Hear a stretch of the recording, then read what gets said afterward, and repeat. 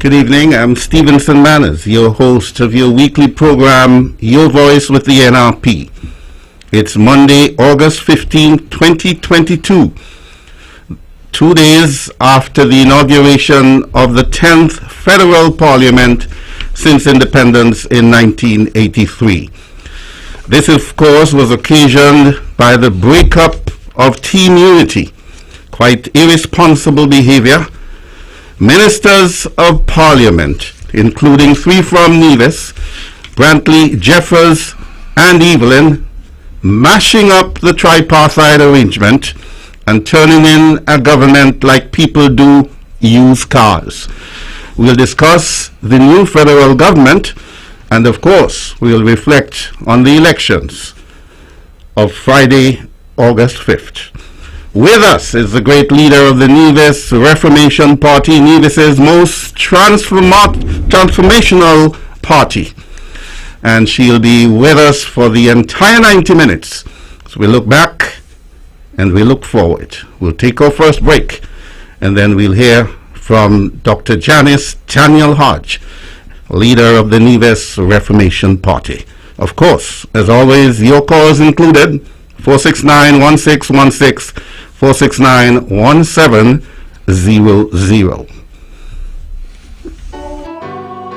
Your voice, your voice, your voice with the NRP. This and every Monday, 8:30 to 10 p.m.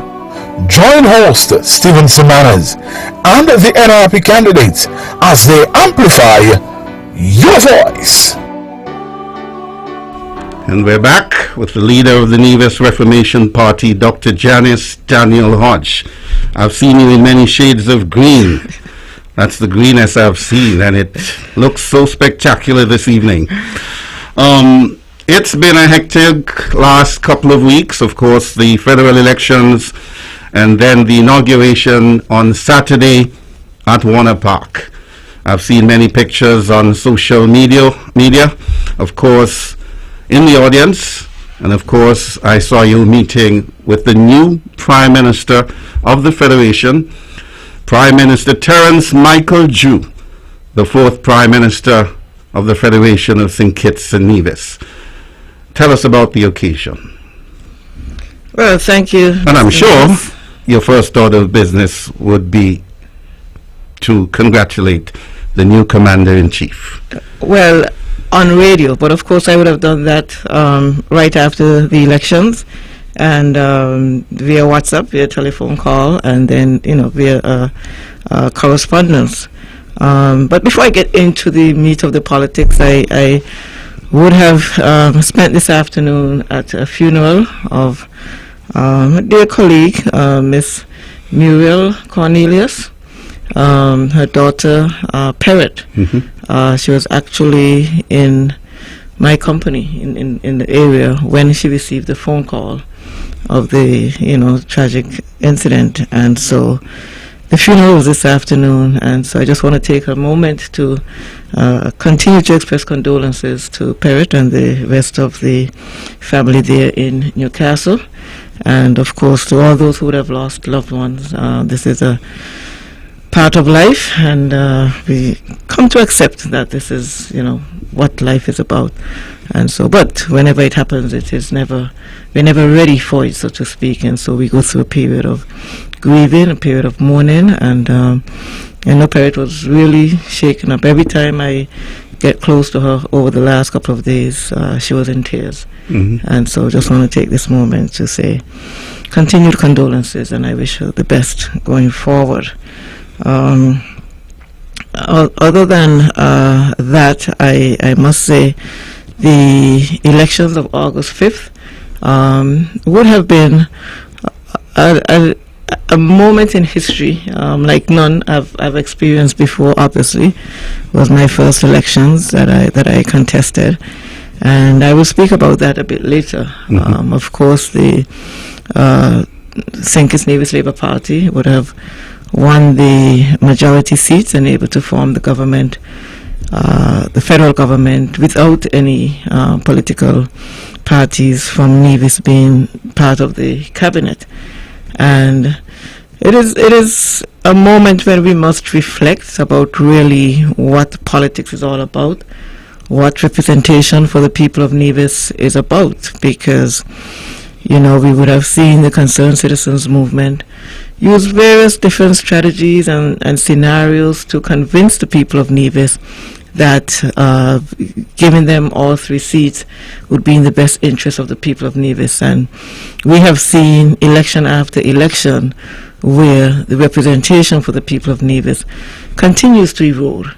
And to the extent now that they would have gained all 3 seats and not forming part of the federal cabinet, one must wonder exactly how do they intend to represent the people of Nevis.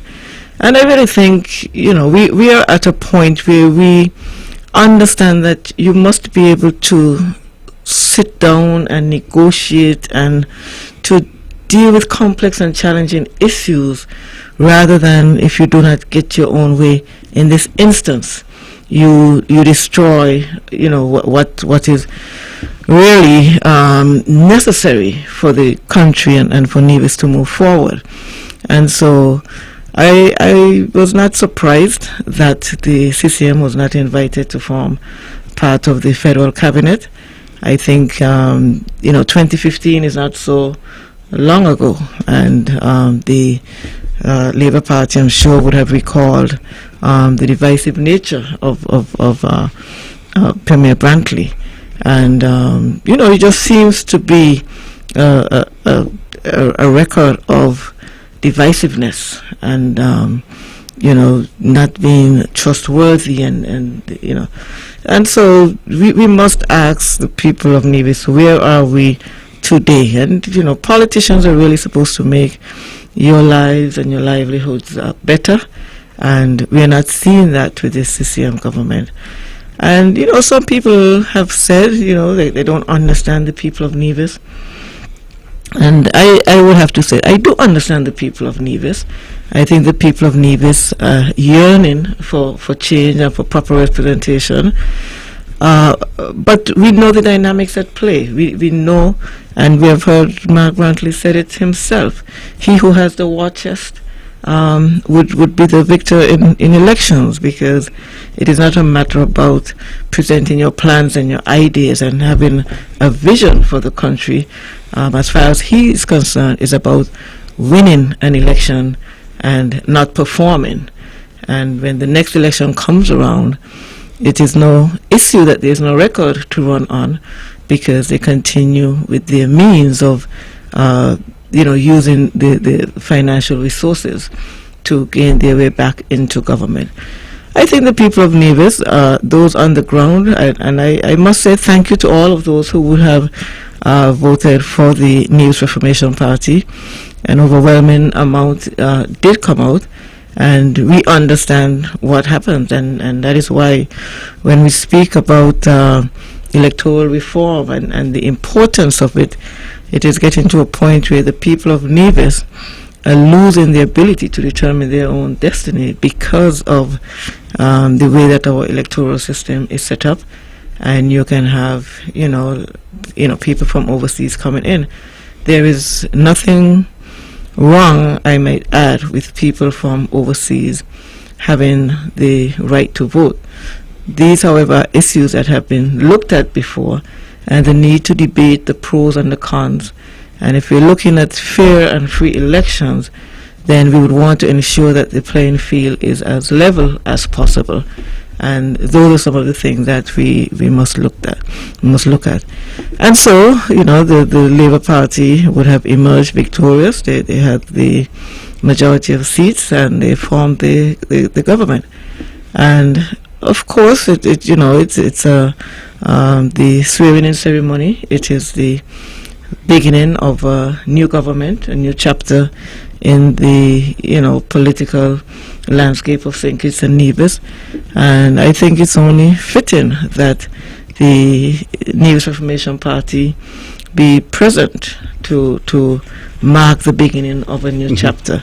This is something that we would have indicated NRP was not going to make any pre-election alliances for the simple reason that there are 8 seats in St. Kitts, and you may have a sense of how the people in St. Kitts would want to vote, but they're the ones who really should determine who they would want their leader to be, and vote accordingly. And what NRP has done is to position itself so that whoever takes the helm in St. Kitts, NRP is positioned to work along with that government. And so, again, congratulations to Dr. Drew, being the 4th Prime Minister of St. Kitts and Nevis. And I do look forward to the country advancing under his leadership. I think he does bring a different style of governance, and not necessarily what we have been accustomed to over the last couple of years. It's a different style, and really a more measured approach to dealing with the issues, and an approach that I think is necessary at this point in time. What I can say is that he definitely is a man of action. He has taken office and has already delivered, or his presence has already been felt with regards to some of the measures that he has taken. And so, yes, it's a new chapter going forward, and I think the NRP has positioned itself to be able to provide representation for the people of Nevis as we go forward, understanding what is required during these times. You must be able to have a relationship with the federal government, understanding where Nevis is at this time. And I think NRP has shown itself to be very understanding of the political climate right now, what is required.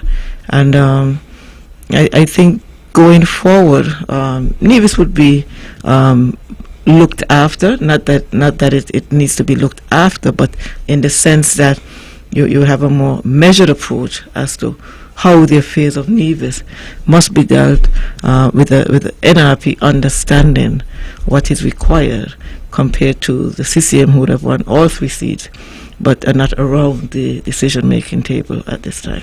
Now, as the swearing-in ceremony wound down on Saturday afternoon with the naming of the last senator, Isaline Phillip, of course, the daughter of the gentleman in charge of the Anglican churches in Nevis, Reverend Isaiah Phillip.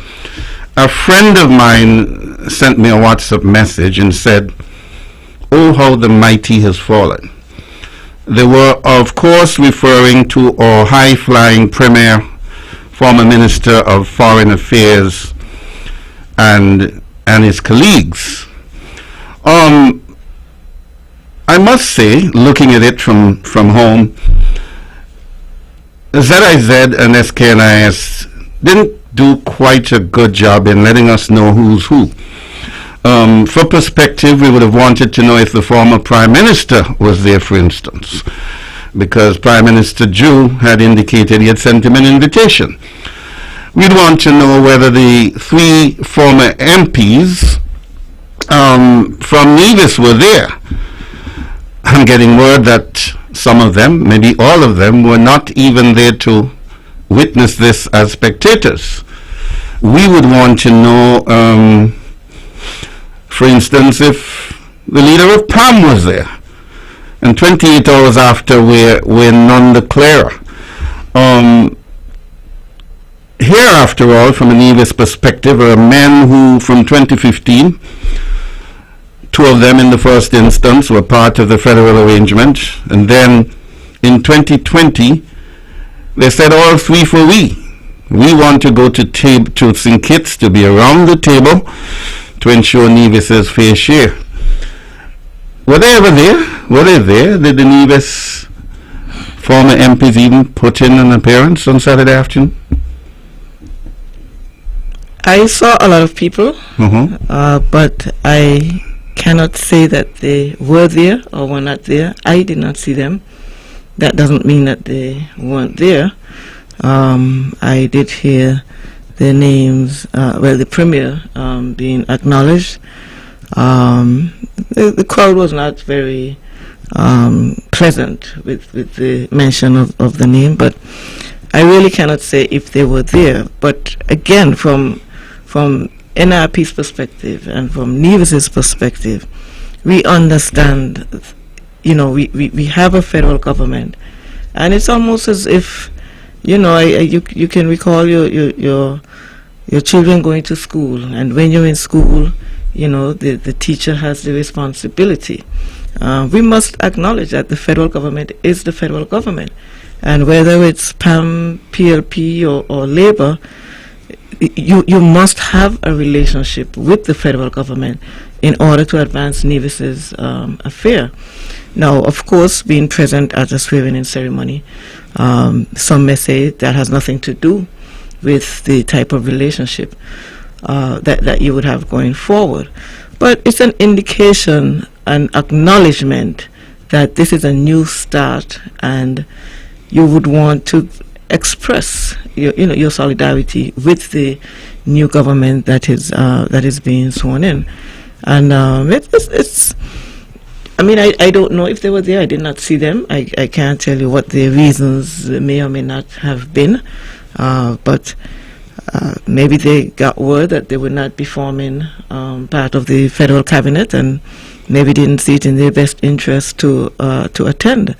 Notwithstanding, NRP knows, what our position is, and it was actually quite an interesting afternoon where I myself, at least, got the opportunity to meet and greet a number of the persons, a number of the ministers who ultimately you would want to be able to sit down and dialogue with. And so I'm certain, it was that sort of initial meeting where you can greet and exchange pleasantries, and look forward to exchanging contacts, and look forward to the follow-up. Maybe that was not necessary on behalf of CCM, but if you were in their shoes, what would you do? I mean, I've heard people refer to it as one of the most bittersweet events, where you have a party winning 3 seats but not able to leverage it for the benefit of the people, not even for the benefit of themselves. I would not say that this is something. We really have to look at how Nevis is impacted in all of this. Mm-hmm. And we know that the people of Nevis, again I say thank you to the people of Nevis, who came out and supported the Nevis Reformation Party. And had the people of Nevis had their way, I'm certain that you would have seen representation at the federal level from Nevis. However, being in cabinet, that is not the only means of representation. I myself would have had conversation with the Prime Minister Zhu, and I'm looking forward to ongoing conversations and discussions, because certainly there are matters in Nevis that it is not only the NIA that has a perspective on what is going on, and so I'm quite happy for the opportunity to have spoken with him, and for the invitation to continue to meet to express some of the concerns that we would have had. And this is nothing new really, because when Prime Minister Harris was the Prime Minister, I would travel over to St. Kitts on certain functions, and I would meet with the Prime Minister, because for me it is not a personality issue. It's a matter of the office of the Prime Minister, and what can that office provide with for the people of Nevis. And so I take personalities out of it entirely, and deal with who is in the office at the time. Of course, based on what we have seen come out during the campaign, etc., there are reasons for concern on certain matters, but I really do think that at the end of the day, when we look at the political parties, you must look at the individuals who are representing the party at any particular point in time, and determine from the representatives at that time what you would be able to accomplish from that political party. Well, there's no question from my viewpoint that we are into an era of a new style of leadership. Dr. Joe is a very down-to-earth gentleman. Of course, his mother, a Rastafarian. And if you look back at his past, you can say that he's really grassroots. And as you said, his early gestures have been conciliatory. I'll think of two. One, in the way he has reached out to the former Prime Minister, ensuring he has a security detail and a vehicle. And he said very early that he had spoken to Premier Amri, Premier Brantley, and to yourself. And at the end of his speech, he made it clear that he is the Prime Minister not of St. Kitts, the people of St. Kitts, but the Prime Minister of Nevis as well. And even though Nevisians did not vote directly for him because of the construct of our Constitution, he wants to serve all. Any early indication that you might be meeting with him anytime soon? Yes, I'm scheduled to meet with him sometime during the course of this week. And so, there's already a framework with regards to some of the matters that would have to be, that would be looked at, not would have to be looked at. But of course, it's always good in the beginning to listen and to understand what is being put forth, and of course then identify the areas where one feels, of course, at the end of the day, when we're looking at representation for Nevis, we understand the uniqueness of our Constitution, we understand the role of the federal government and the role of the NIA, and you must have effective collaboration between both in order to advance Nevis and to advance the country. I'm certain we have seen over the last several years that the NIA has been pretty much dormant, almost non-existent with regards to its authority and the ability to generate new legislation and to direct the development of Nevis. And so we are now so dependent on St. Kitts for payment of our civil servants, etc., that we must be able to have that relationship. Interestingly, based on where we are now, where the CCM is in opposition, it's a situation that I don't think is familiar to most. That the whole purpose of Nevis having seats is to be. Hold your thought there, Dr. Daniel Hodge. We've got our first caller. We've lost our first caller. I suspect it's going to be a busy evening because there's so much to do. Reflect on the new federal government, and of course, congratulating the persons who represented the NRP. Go ahead. Yeah, so I'm saying at where we are right now, the whole purpose is to be able to be around the decision-making table so that the perspectives of Nevis can be heard. We're quite pleased. The caller is back, so hold your thought there. Good evening, caller. You're the first one on tonight's edition of Your Voice with the NRP. Welcome. Yeah, welcome to. Thank you. Thank you very much. Welcome to. Thank you. But you all treat Cleon Stapleton bad, right? People vote for Cleon Stapleton, and I don't give you no chance at all to run. Caller, you've got a device playing in the background. Could you turn it down, please? No, you can hear me. No, I'm not hearing you well. Could you turn down the device? I'm far from my device. You can hear me plenty. All right, I'm hearing you now. Go right ahead. Okay, what I'm saying now, right? Nobody vote for Mrs. Daniel. Are you treat Cleon Stapleton bad? Cleon Stapleton was voted in office. And I'm going to run you out of thing. What kind of thing is that, man? Nobody want NRP. I go away. Thank you, caller. Well, You know, I'm glad the caller, not that I'm glad, but you see, there seems to be a misconception that there is some rift between Honorable Cleon Stapleton Simmons and myself. Now, Honorable Cleon Stapleton Simmons is the representative for St. Thomas's constituency in the NIA. Our party's executive, including Honorable Cleon Stapleton Simmons, would have sat and discussed how we would approach the federal elections, and the executive would have agreed who the candidates would be. Now, to the extent that there seems to be some discord and different perceptions out there, all of us as political candidates, we have our fans, so to speak. But just yesterday, Cleon and I had a conversation about what seems to be brewing out there. And what seems to be happening is that from the CCN's perspective, they plant these seeds of divisiveness and put it out there that there is some rift within the NRP to give themselves an advantage to seem that they're well organized, etc. And so the NRP has 5 strong candidates, and we sit down and we discuss matters and issues.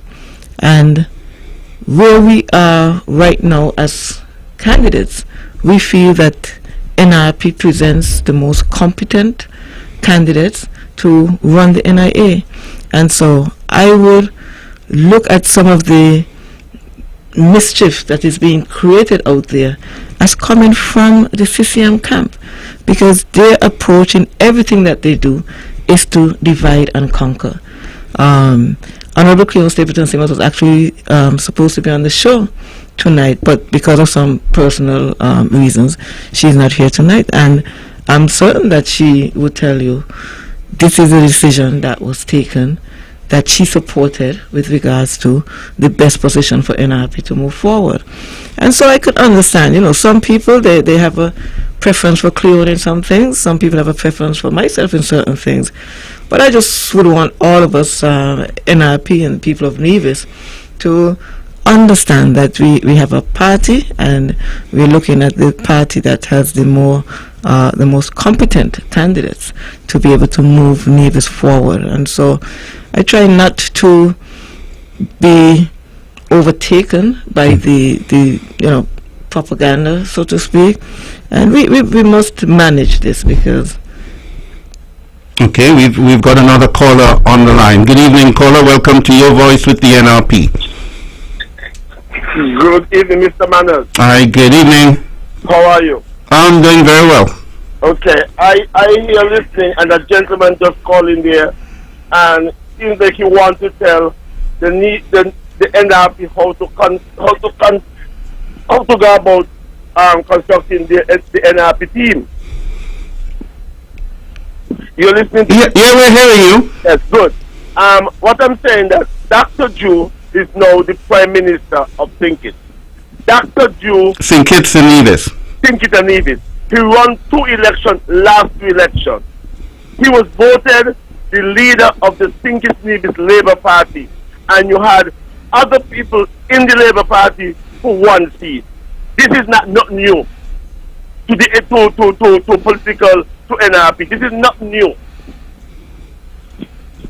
But caller, if I were you, I wouldn't get carried away by the first caller. The important thing to do is to stay focused. The person who I mentioned called me yesterday and said how the mighty has fallen. Basically said the good thing about it is the Premier will have to be on the ground here in Nevis for the next couple of months as he faces another election, which he badly wants to avoid. His report card is not looking very well. So if I were you, I wouldn't take up too much time with the previous caller. Just ensure that you stay focused. Yes. We've got another election to fight. But this is coming straight out of the CCM camp. This is what they do. They want to come to destroy the NRP, but tell them they're not going to get it done. Because NRP is under mantra, and we are going to take the local election. And nobody's going to stop that. Okay? Thank you. Have a wonderful evening. Thank you. The NRP is 52 years and going strong. There will be no divide and rule here. Yeah, so and like I was saying, the whole idea is about the representation, and we know where the NRP is right now. We know where Nevis is right now, and of course the concerns and the issues that really has brought us to this point, maybe would have brought the downfall of the federal government, has to do with the lack of accountability. And as the campaign would have brought out pretty much throughout the entire Team Unity construct. And so we know here on Nevis, for example, we've been asking about the $400 million. That is something that every single member of the NRP team has asked about, because it goes to the core of how are you representing, how do you give account for receiving so much money, but the people who really need to feel and need to benefit from those monies are not feeling and not benefiting from it. And so you look at accountability. You received 500 million and you cannot give account. You point to a few projects here and there. At the end of the day, it does not add up to the $500 million. And the question is, where is the rest of the money? Now, the days leading up to election, we saw so many planes coming into Nevis, and some would ask whether or not some of the money went there to bring in flights. But when we speak about accountability, one of the things that come to mind, just this week I was doing some reading and recognized that there is some excitement about the CT scan machine that is at Alexandra Hospital, or is supposed to be at Alexandra Hospital, and it is to be occupying a space in the parking lot. And so there's some construction going on to prepare this container. And so one must ask the question, wasn't the new wing of the hospital, the extension, supposed to be able to house all of the diagnostic services? And so after all of these years of trying to build that diagnostic wing, it is still not complete. It cannot house the necessary diagnostic equipment. And so we're now refurbishing a container. Now, when you look at how much money has been spent on the hospital extension, you're now taking up some of the parking space. But the problem is that the Premier seems like there's nothing wrong with that. People of Nevis be happy. I'm getting you a CT scan. He has to show something before the local election. The main hospital won't be completed for a long time to come. They're trying to paint it on the outside so that you have this exterior look and you think it's finished.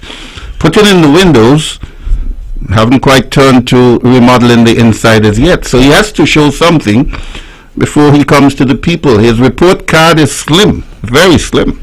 But the question must be asked, what is being spent right now? Whether it was money that was supposed to go to complete the hospital, whether it may have been from the 5% of the salary increase that was not given. What is being done now to accommodate the CT scan really is as a direct result of the failure to deliver the extension project where the CT scan equipment should have been, because it was presented as a diagnostic wing, diagnostic center. And so these are some of the things that we look at when projects are not delivered for the purpose in which they were intended. You find all of these other stopgaps, so to speak, short term, but still depending on taxpayers' monies. And so these are some of the things when we say you must give account. You must give account for the monies that were received. And why is the hospital in the state that it is in today, when it was designed for a particular purpose, but halfway through it has to be, could almost say, demolished, broken down, rebuilt, etc. And so people must understand. And just from building a house, if you don't have your plans right and you have to knock down and build back again, it's going to cost you more money. Labor, material, everything. And so the CT scan is supposed to be in the container that is being refurbished, taking up a section of the parking lot. But we must go back and say, why isn't the extension completed and ready to accommodate the CT scan? Those are the questions that we must ask. We're going to be holding them accountable as we go down the road towards the upcoming local elections. Now, the NRP has been a real model over the last year and a bit. Everybody knows that you presented 4 female candidates for the local election, and in this federal election, 2 of you went forward. For the first time in our history, we had 7 female candidates. Only one emerged, Marsha Henderson of Bastia, Central Bastia. But when the cabinet was named on Saturday, there were 3 women, 2 senators named. And let's hear what the lone female minister in the Nevis Island administration had to say in a Facebook post. The increase of the number of women in this cabinet. As an advocate for women's inclusion at the highest level of leadership, you could imagine how elated I am at this time, as we can now boast of having 33.33% of women in this new cabinet. For this, Mr. Prime Minister, I congratulate you. I salute you. I appreciate your foresight and your understanding of the importance of having women at the decision-making table.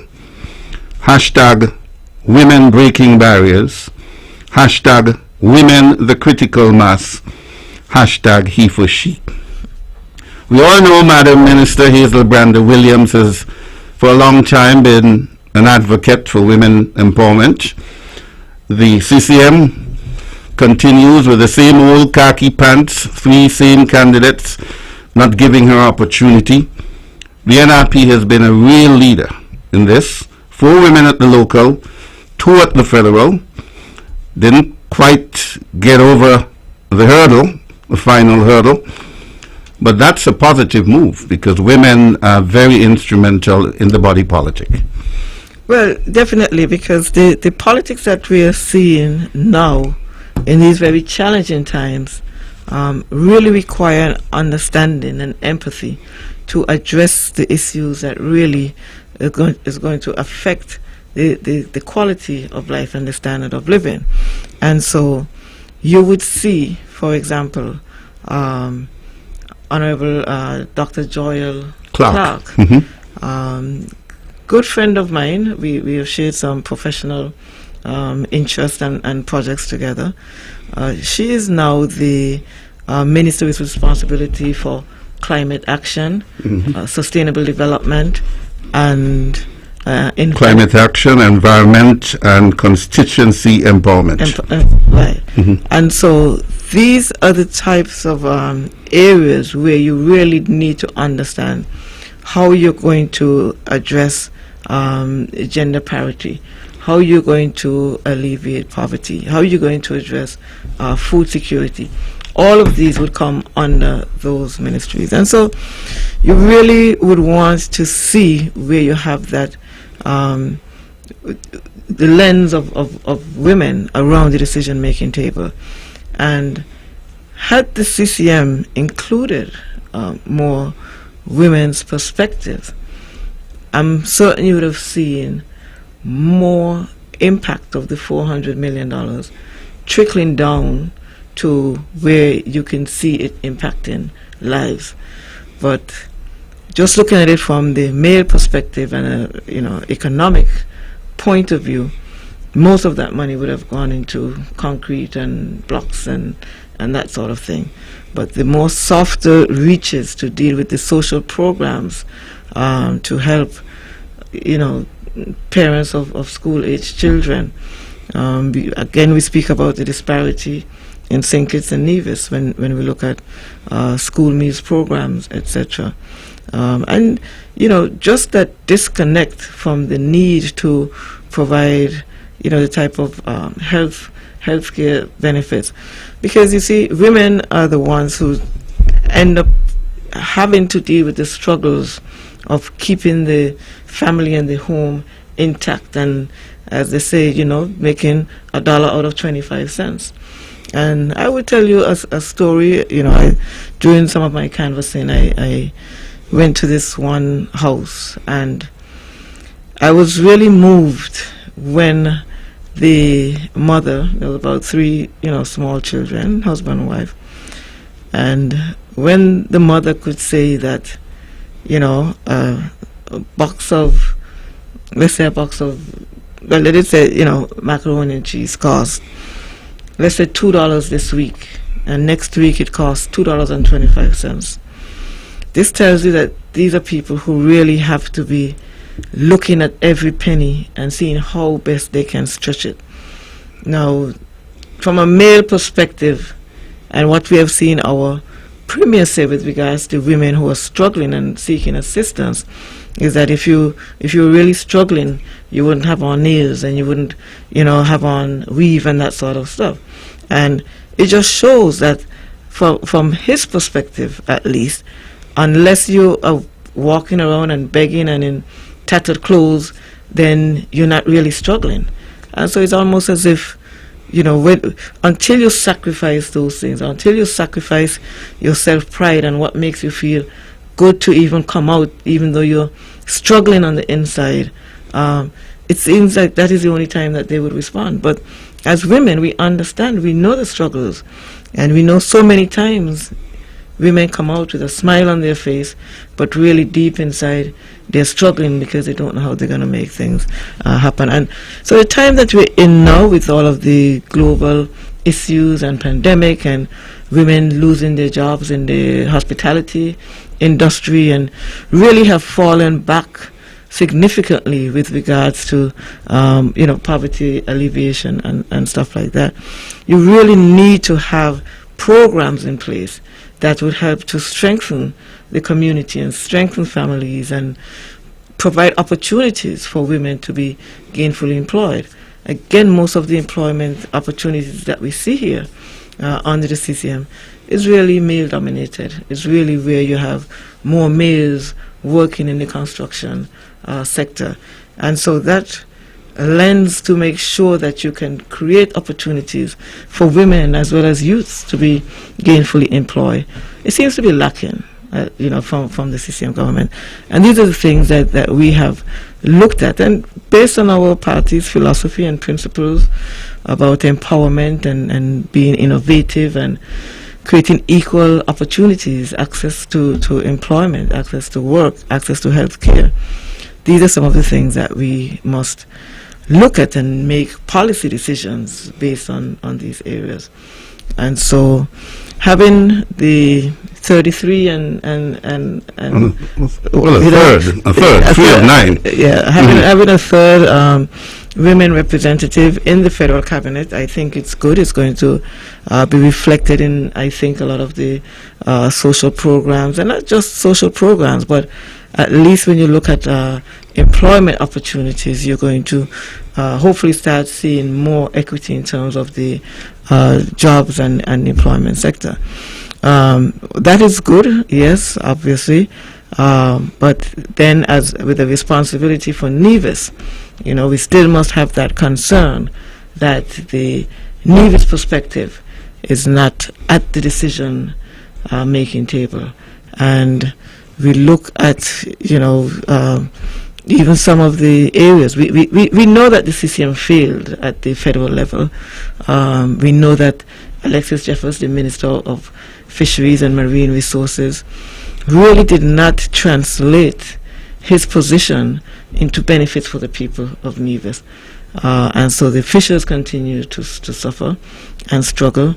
And interestingly, someone sent me a clip saying that he was at the bay and having fish with the... Well, he posted it to his Facebook page. He was cooking fish in some blue bowls. Well, did you see anybody else in the picture? I think he was solo, but I he said they enjoyed the food. Well, I didn't see anybody else in the picture, but here is the Minister of Marine Resources who could have provided ramps, who could have provided engines, who could have provided the necessary equipment to help the fishers.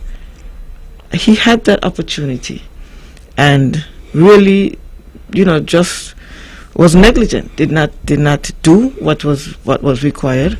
And so none of the fish landing sites really have proper facilities to promote fishing.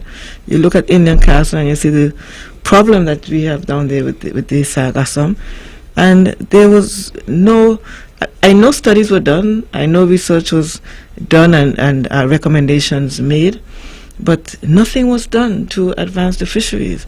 And so to sit there on a Saturday morning and saying that, you're having fish, when the fishermen come in and they have the little small fish and they throw them back out, I mean, that is what he has really gone to, rather than using his position as Minister of Marine Resources to provide the facilities and the equipment that the fishers could need so that we can have, fish processing facilities.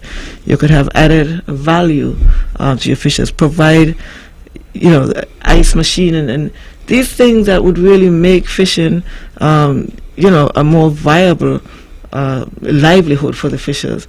None of that was done. But now he feels that it's well to say he's having some fish soup by himself at the bay. That was just a diversion to tell you he won't be in St. Kitts as a spectator. Well, I mean, look at the choice that he made. He was once at the decision-making table to help the fishers. He did not do what he was supposed to do. Now he's back sitting. So what can he point to and say during his tenure as Minister of Marine Resources, what has he done to the fisheries in Nevis? We've got another caller on the line. Good evening, caller. Well, we've lost that caller. Caller, please call us back. We'd really like to hear what you've got to say. Yeah, so I'm just saying, we really did not have the representation that we needed. Now, recently I've been reading about the Premier speaking about a desalination plant that is to be coming. And I can recall a couple programs back, I spoke about food security and the issue with climate change and the drought period, and we really need to find ways to ensure that our farmers can have adequate water supply, etc. But it seems as if he went and he digged up in some old files and he found this project about desalination plants. Now, when you read the news article, in St. Kitts, as he said, as foreign minister, he negotiated for these two plants. Now, back in 2020, I know the St. Kitts Department of Infrastructure Development, they would have put out the request for proposals to do the feasibility studies and the EIAs for installation of their solar desalination plant. Now I'm hearing the Premier saying we're getting close to the implementation. Now, nowhere have you heard about the solar desalination plant. In St. Kitts, you will understand the reason that they said they're going to put it in Canada Estate, because it's close to Keys and Keon where they have a water problem. But then it says one in Canada Estate in St. Kitts and one in Nevis. So where in Nevis? The Premier hinted maybe to help the hotel sector. Now, hotels, as far as I know, are usually responsible for putting in their own desalination plants. This is not something that a government would provide to a hotel. This is something that, as they're doing in St. Kitts too, they have water issues, and so they're trying to alleviate the water problems there. But to not have done, the public is not aware of this. There is no clear indication as to whether or not they want it for food security, to augment the potable water supply. And so this is the reason why since 2020, St. Kitts could have been making progress with regards to installing their plant. And here in Nevis, all we know is going to be Nevis, and maybe to help the tourism sector or hotels. But when you have a clear vision of sustainability and you know you want to advance food security, then you would try to find out where are your farms, who's having problem with water. You don't just get a desalination plant and don't know what you're going to do with it. And that is why we're still so far behind. Now, I would give a little advice and say, let's look at food security and let's look at the farms where you have, in New River, it's close to the coast. We know we have challenge with water over there, so that may be a good place to provide it, and then that would help with your food security. The other thing we spoke about was the need for water catchment facilities for your farmers, etc. And so we see that in Nevis, projects are incomplete. There is no focus on which direction we want to take the country. Things are being done haphazardly. And when there's no clear direction and no vision and no focus, then the country suffers because... I think we've got a caller back. Good evening, caller. Welcome to Your Voice with the NRP. Mr. Manners, good night. Hi, good night, Montserrat. How are you? Not so bad at all. My leader, good night. Good night, sir. Mr. Manners, we are listening to a real leader. A real leader. And we hope that the voters actually hear what we hear. You know? It's pellucidly clear. Everyone should hear. Yeah. And understand what we understand. Listen here. God works in mysterious ways. Wonders to perform.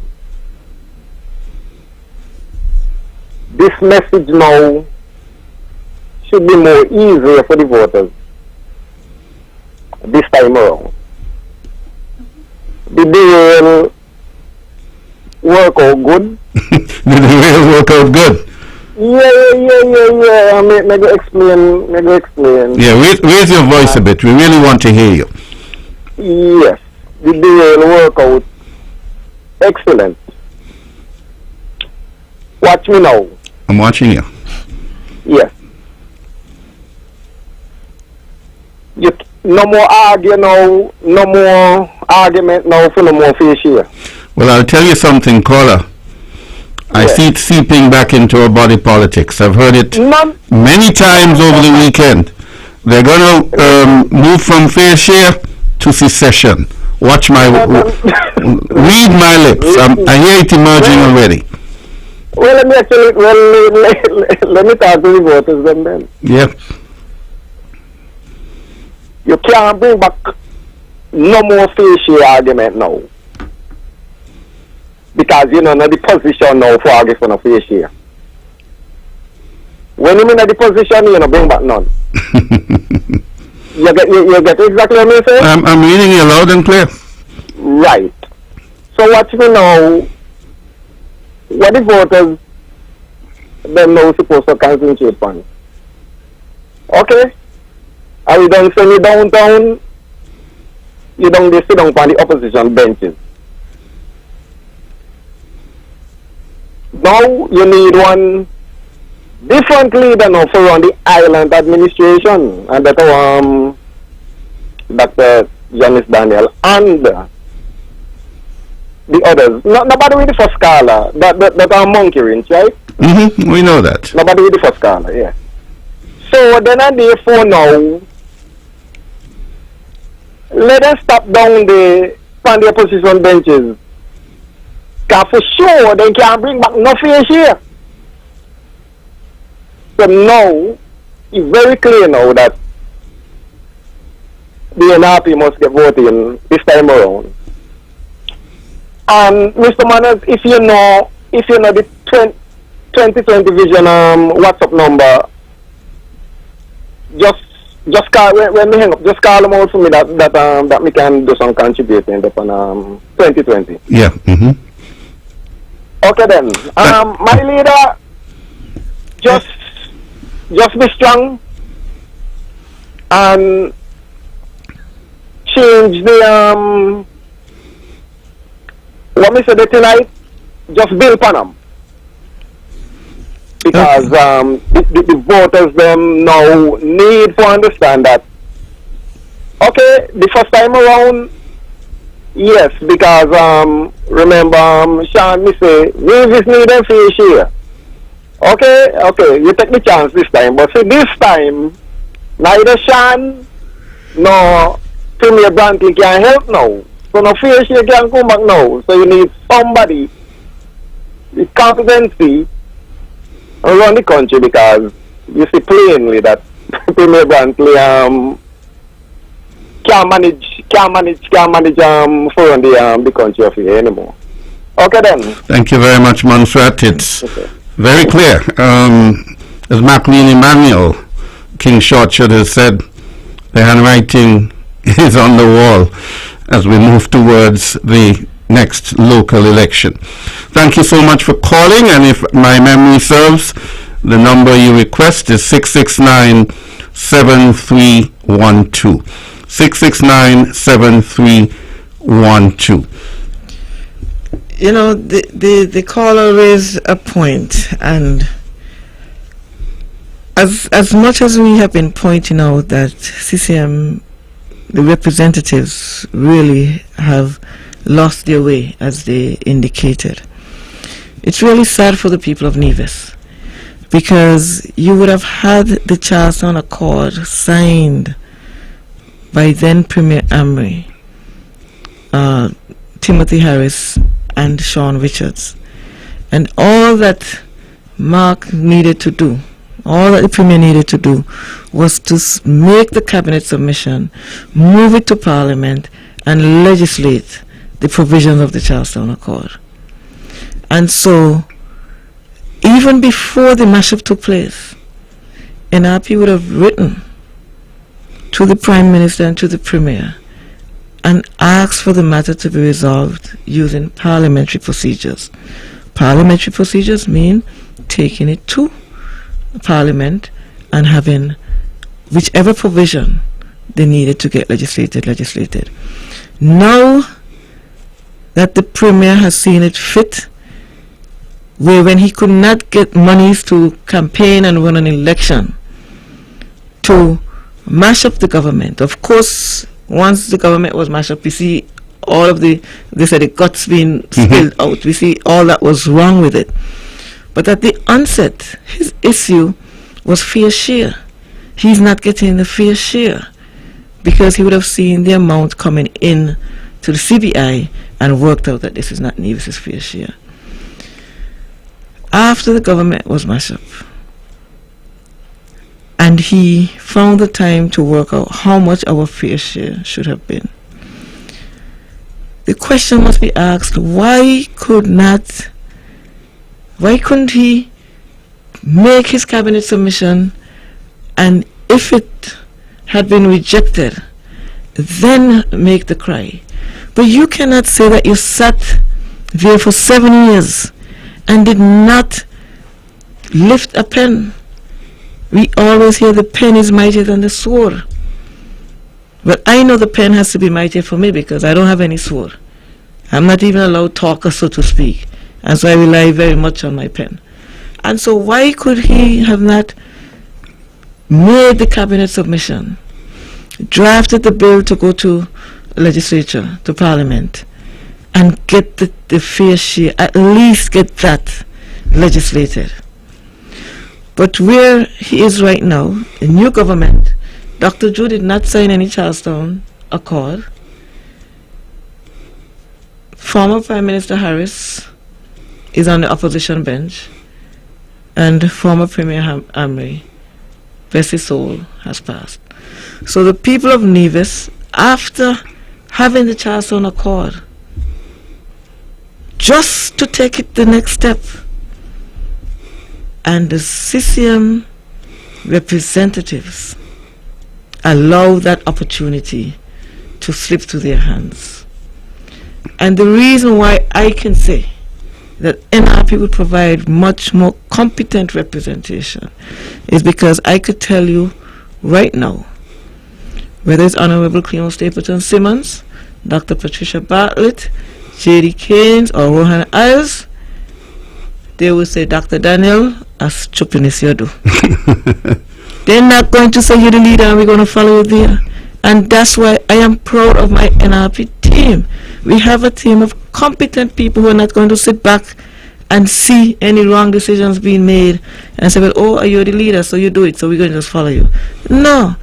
You have solid people in NRP who could think independently.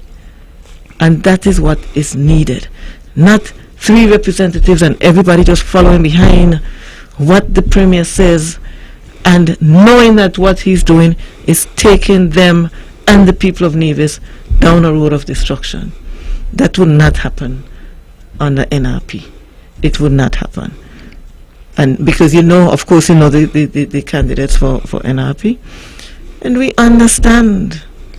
We understand it is not about an individual. And it's not about pumping your chest and saying what I did and what I did not do. Went around the world and got all of these visa-free travel. And what did you get for the people of Nevis? That is the question that must be answered. The one thing that was needed, that would have said we would not have been here today, had that been done. That was not done. And so, what can they ask to do again? What is required now is sitting around a table in dialogue, negotiating. We know the Charleston Accord was there, maybe a reference document, but you really have to sit down now and negotiate and understand how can we address this problem. Where do you see any of the CCM representatives? Because I think it was the first interview that Dr. Drew had, where he spoke about the need for a legislative framework. That is what NRP has been saying all along. That is what Dr. Drew is now saying. So how come CCM cannot understand that you needed to have that legislative framework? So how are they going to advance the discussion now when they have found themselves in opposition to the Labour government? And so what we are saying right now with regards to NRP and the NIA, which is the local election upcoming, is that you must be able to have representatives who can sit and form partnerships, who can sit and negotiate in good faith, and who are trustworthy. Someone said to me the other day, Mark Brantley would be like a cushion in Prime Minister's heel. Because you know what a cushion is in local parlance. Yes, and so it would be a painful situation, and especially if you can't get out that cushion, right? So the people of Nevis, I'm saying, we have seen what CCM has squandered, and they've come back time after time. And I think this time more than ever, they really pulled out all the stops and had a large contingency from overseas because they recognized what was happening. And so when I hear people saying, whether in St. Kitts or wherever else, that people in Nevis don't understand, I have to correct them. I have to correct them, because the people in Nevis who live here and who have to struggle with the high cost of living, limited services, they understand. And I know that those persons voted for NRP. Those persons who came in to vote and leave and go back to their homes, the cost of living is much lower, roads are nice and smooth. Those are the persons who are responsible for CCM retaining all 3 seats. And so we are not going to give up. We are not going to give up. We are going to continue, because we do recognize that the voter turnout was not as high as it ought to have been. And so we are pleading to the people living here who have to live with the poor decisions of the CCM to come out and vote. I do not think that we can go any further downhill. I think CCM has taken us from where they had 2 seats, and they got 3 seats, came back and got 3 seats, and each time they're taking Nevis backwards, because for them it is not about performance, it's about being able to buy an election, whether by bringing in people or whatever other means. But we're saying the people in Nevis, whether nationals, non-nationals, residents of Nevis, must come out, because we are the ones who have to live with what we're facing right now. Somebody asked if I think the Premier is going to try to mash up the opposition. I said, I don't know how that would work. They asked, you think he can agree with, for example, former Prime Minister Harris to oppose something? You think they can unite to oppose something that Labour puts forward? I don't know. It would be interesting to see. You know, Avon Radio, through its general manager, Weber Herbert, organized the leadership interviews. By the way, you did brilliantly. Thank you. You did brilliantly. On the Wednesday, there was Samuel Keynes, and in the afternoon, Premier Brantley. A vacillating display, really, by him. He was asked, well, you don't have an accord, and I always found that very strange, that you had the greatest faith in Sean Richards, but you never signed anything with him. And Weber asked him if, when he got back in, if he would look at all that was owed to Nevis. You know, Edric Stanley likes to say we left money on the table. And he wavered on that. He wasn't sure he wanted to go back.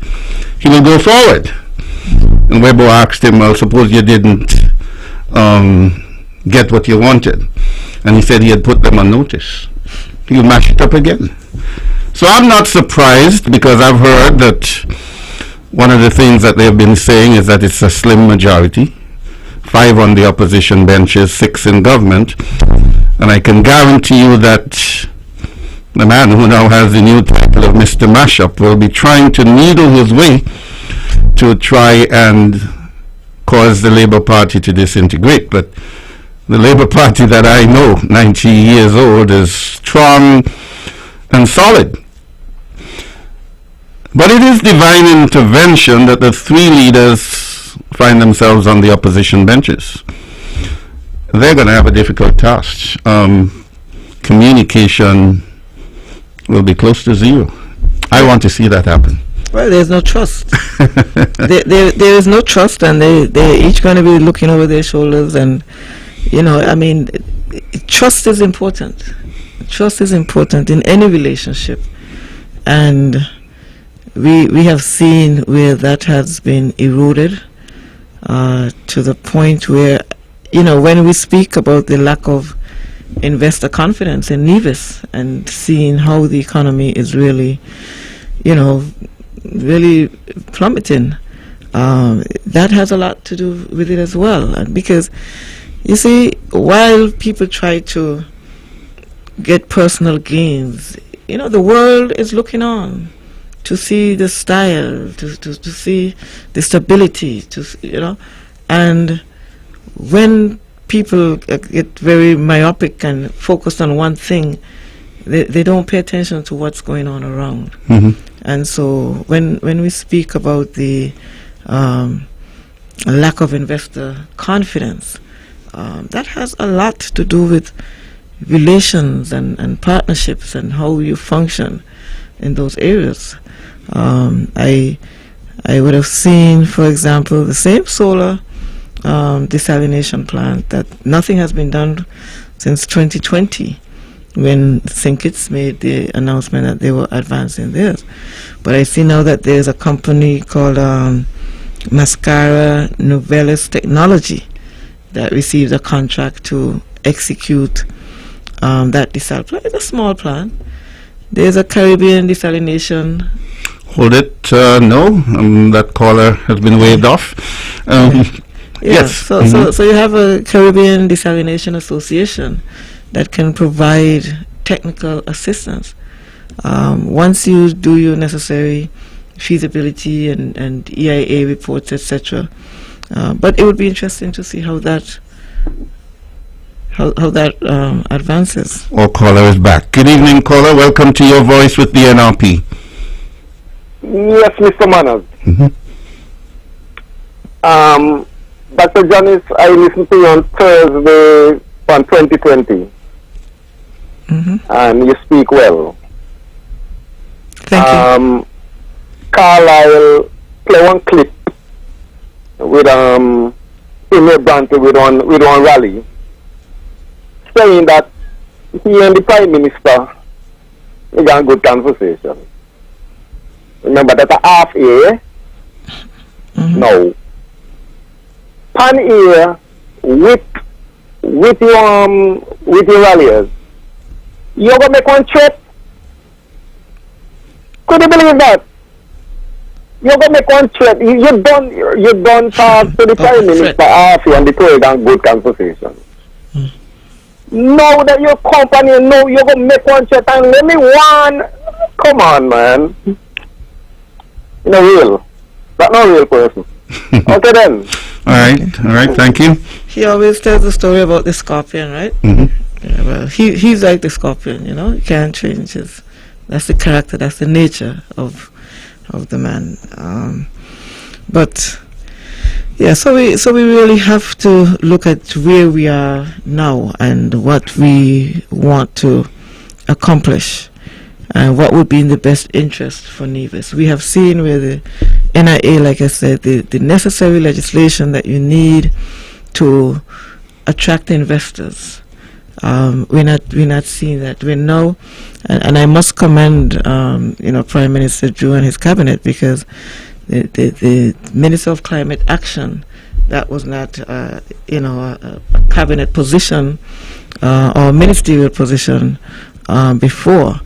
And so, recognizing the importance of climate and the funding that is associated with climate action, it gives me a lot of hope that we're going to be pursuing the type of initiatives and the types of projects that would be able to create job opportunities and still help us to deal with the issues of climate change. Look at our geothermal energy, for example, and so I can see some tendency leaning towards the times that we're in right now and what is critical and what requires a heightened level of attention. And we have been speaking about climate action and renewable energy, and these are the things that we want to move forward with. The creative economy, I see that Mr. Duggins, Samuel Duggins, Duggins with that ministry, which is also gives a lot of scope to be innovative and to bring new. I mean, here in Nevis we speak a lot about our natural resources and the need to be creative in the way that we develop our tourism sector. So that was good to see. Duggins, he also has marine resources. I mean, I was really looking at the areas that I know can be of significant benefit to Nevis, and so I was quite pleased to know that Dr. Joy Clark has those ministries, and I have a lot of hope that we can see some good projects. We have worked together before, and so I know the type of projects that you can develop for climate fund. There's a UAE Caribbean Renewable Energy Fund, there's the Adaptation Fund, the Green Climate Fund, a lot of different funds that you can get grants to do major projects, really.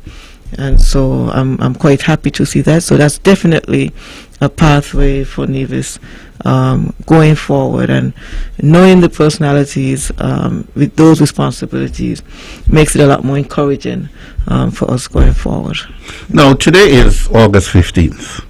August, of course, is the 8th month of the year.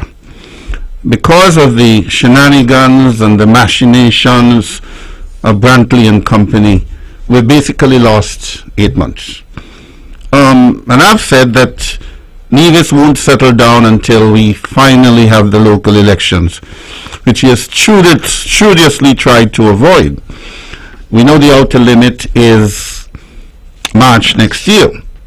Your classmate made a very interesting observation. If you want to save Nevis the instability, Premier should really come forward and announce the date for the local election as soon as possible. It is one of the 17 tenets in the Charlestown Accord, fixed election dates. Now, only 3 of those 17 have been achieved. But to save the country, you talked about how all the shenanigans were about personal gain and profiling.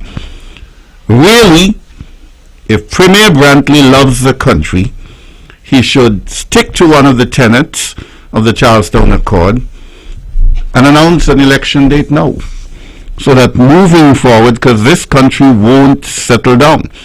There's not much more he can do. There's no one and only.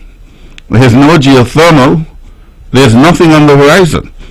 So let's put this election to rest, Mr. Brantley. Announce an election date today. You signed it in the Charlestown Accord on December 17th, 2014, written in your own handwriting. Yeah, well, I do not see him doing that. That is not his style. But I think the longer that he... We've got a caller. Good evening, caller. Welcome to Your Voice with the NRP. Good evening, sir. Hi, good evening. Yeah, Raise your voice, please. Raise your voice, please. You mentioned something about the economy of Nevis. I'm wondering if any light is in the tunnel in terms of the economy, which I think will take a long time to get going again. Because Nevis has been set back with so many elections over the last couple of years, and elections in any country does not help the economy very, very much.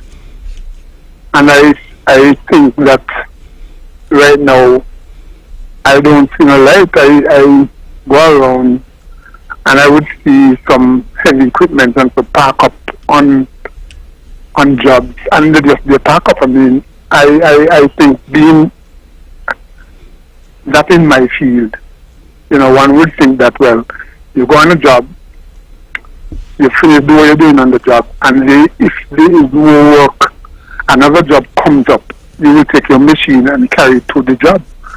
What I observe on several occasions that the equipment that they park up for maybe days, and I don't think they will be getting paid. I mean, these are private jobs. I'm not talking about government, because I know how government operates. But in terms of private jobs and so, because the economy is so sluggish, it doesn't seem as though work is available so that people could take the machine from one job when the job is finished and go to another job and things like that. Things are real slow, and I don't see anything right now coming up in terms of getting the economy going again. I mean, it's virtually dead. And so people need work, and I'm concerned about the single parents and the children going back to school. There's no books, school books and so for the new term and that kind of thing. I don't know how much help if they will be getting in, and these are some of the concerns I think people should think about the sluggish economy, the lead economy that we are experiencing, plus, the single mothers have to be looking for, even families and so, they want help, because some people maybe don't work for a long time. So we want to see what really happened. The quicker we get rid of the local election, so that at least the economy could get going as quickly as possible, it will be good for the island. Okay. Thank you very much. Thank you, caller. And the heavy equipment operators, which she mentioned, specifically men, you spoke earlier about the women folk, which make up the majority of our population. Add to that the fact that within days or weeks at the most, we're going to have the return of the overseas exam results. Those children coming out of, or young adults coming out of our high schools and the sixth form, there's no light at the end of the tunnel. Well, you see, as it is better if we have the local election sooner rather than later, because persons looking to invest in Nevis, they're going to be hesitant because they're uncertain what the outcome of the elections is going to be. We currently have a premier who is, at best I could say, unpredictable, and so that does not really help the the investor confidence, like I speak about. Now, I would have spoken a bit about my enthusiasm, even though it doesn't sound like I'm so enthused, right? About the new ministry dealing with climate action, and we spoke about the backhoes, etc. It is, you can use backhoes for different reasons, different projects, example. And looking at what's going on in Barbados right now with regards to the use of sargassum and biofuel, it's a matter of sitting down, arranging with Barbados, because if we can recoup all of that sargassum and send it to Barbados, some of those empty containers, work out the details. Sargassum is something that is, regenerated all the time, and so just like landscapers who have work, when it rains, sargassum is always going to be there, but you need to have end use, and these are the things that you have to really think about, understanding that your objective is to create jobs. And we in the NRP speak a lot about creating job opportunities, even if it's going to cost you a percentage more to develop a product here compared to importing it. The fact remains that your people will be employed to develop the product. We spoke about the mango farm, for example, as one initiative where so many people can be employed at all levels of the industry. And looking at the need for technology, my colleague Mohan Ayers, he speaks a lot about the training institute and those sort of things, because when you have these types of facilities, you need people to run them, to operate them, and they're not going to operate by themselves. And so there you would be creating employment, training people. Because our focus is on sustainability and self-reliance, then you develop your curriculum, you provide your training to help us achieve that end goal. And so everything is almost as if it would be a circle. You hire people to train the youth in renewables, etc. We speak about adding sports tourism and what would be required to really take that. The key thing is you're using the resources that you already have. We have our athletes here. They're just itching for opportunities to participate in organized sports on a certain level.